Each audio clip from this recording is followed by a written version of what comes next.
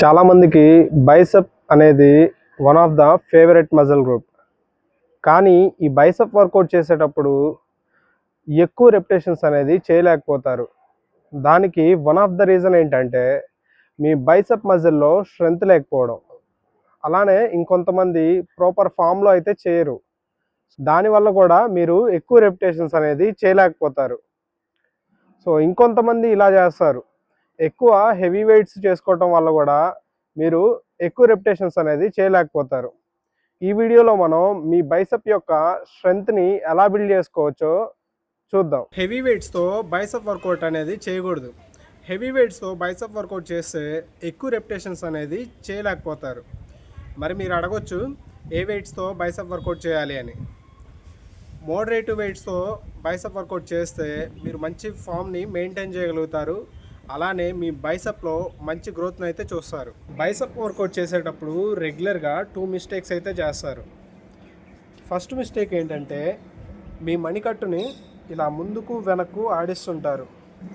Second mistake, మీ ఎల్బోని ఒక దగ్గర ఉంచకుండా work out చేసేటప్పుడు ఇలా ముందుకు అండ్ వెనక్కి ఇలా చేస్తుంటారు.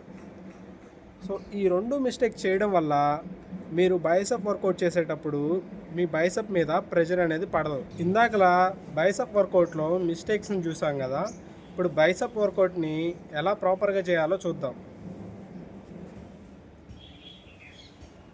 మీరు బైసెప్ వర్కౌట్ చేసేటప్పుడు మీ ఎల్బో అనేది 90 డిగ్రీస్లో ఉంచాలి.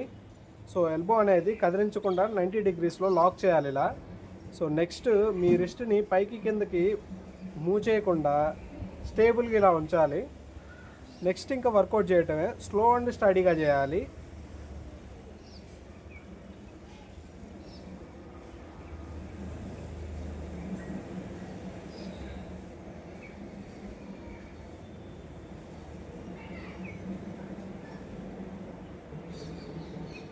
మీరు డంబెల్ని పైకి లేపేటప్పుడు గాలి అనేది వదలాలి.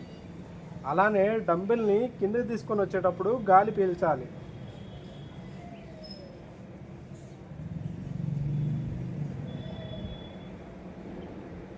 మీ బైసెప్ వర్కౌట్ని ఇలా చేయడం వల్ల మీ బైసెప్లో మంచి గ్రోత్ అయితే చూస్తారు. అసలు ఈ వీడియో టాపిక్ మీ బైసెప్ యొక్క రెప్ రేంజ్ అనేది పెంచుకోవడం గురించి. సో మీరు బైసెప్ని ప్రాపర్గా ఎలా చేయాలో చూశారు. మీ బైసెప్ వర్కౌట్ కంప్లీట్ చేసుకున్నాక ఈ వర్కౌట్ని అయితే చేయండి. మీ బైసెప్లో స్ట్రెంగ్త్ అయితే పెరుగుతుంది. అలానే స్ట్రెంగ్త్ పెరిగితే ఆటోమేటిక్గా మీ బైసెప్ యొక్క రెప్ రేంజ్ కూడా పెరుగుతుంది. సో ఇప్పుడు ఈ వర్కౌట్ అయితే చేద్దాం.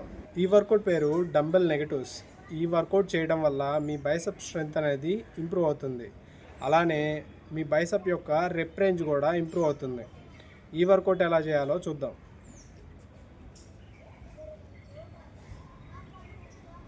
ఈ వర్కౌట్ ఎలా చేయాలంటే సేమ్ బైసెప్ వర్కౌట్ చేసిన లాగే ఉంటుంది.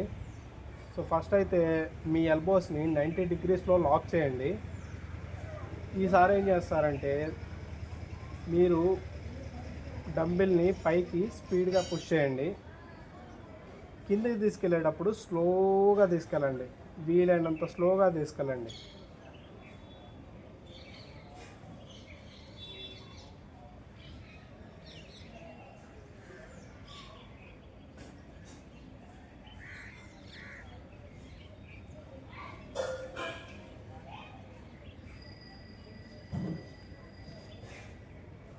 ఇందాకలు చెప్పిన విధంగానే పైకి తీసుకొచ్చినప్పుడు బ్రీత్ అవుట్, కిందికి తీసుకెళ్ళినప్పుడు బ్రీత్ ఇన్ చేయాలి.